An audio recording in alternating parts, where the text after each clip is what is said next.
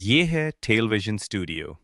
قلعے کے اندر ہلکی سنہری روشنی پھیلی ہوئی، پتھریلی دیواروں پر مدھم سرگوشیوں جیسی ہلکی لہریں گردش کر رہی تھیں، اور خاموشی میں علی کے قدموں کی گونج گہرائی تک سنائی دے رہی تھی، جیسے قلعہ اسے کسی نئے راز کی طرف بلا رہا ہو۔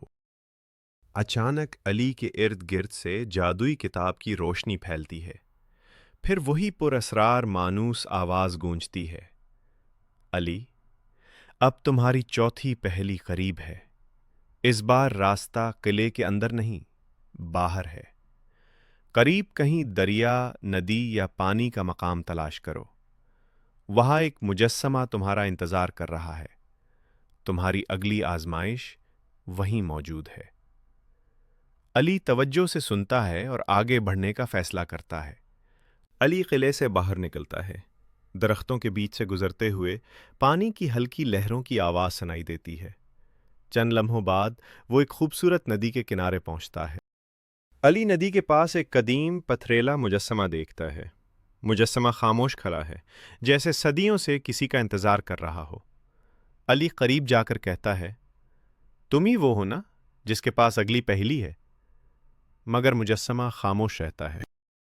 علی حیرت سے ارد گرد دیکھتا ہے، پھر اسے مجسمے کے قدموں میں 3 چھوٹے پتھر نظر آتے ہیں۔ ایک پتھر جس پر روشن سی لکیر بنی ہے، ایک پتھر جس پر گہری سی نشانی ہے، ایک پتھر جس پر ہلکی مدھم سی لکیر ہے۔ علی اندازہ لگاتا ہے کہ شاید ان پتھروں سے مجسمے کا راز کھل سکتا ہے۔ علی تینوں پتھر اٹھا کر مجسمے کے سامنے بنی تختی پر رکھتا ہے، پہلے روشن لکیر والا، پھر مدھم، پھر گہری نشانی والا۔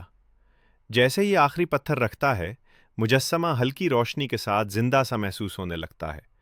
پھر مجسمے کی آواز گونجتی ہے، اب تم میری پہلی سنو۔ فضا مکمل خاموش، صرف ندی کی ہلکی لہریں۔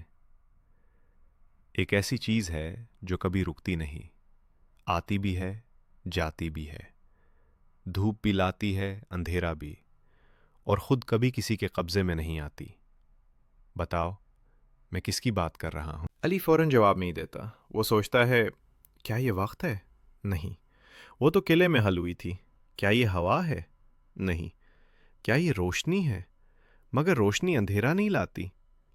پھر اسے 3 پتھر یاد آتے ہیں، روشن لکیر، مدھم لکیر، گہری نشانی۔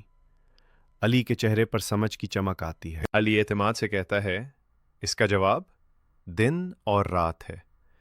اسی لمحے مجسمہ سنہری روشنی سے جگمگا اٹھتا ہے۔ روشنی علی کو گھیر لیتی ہے۔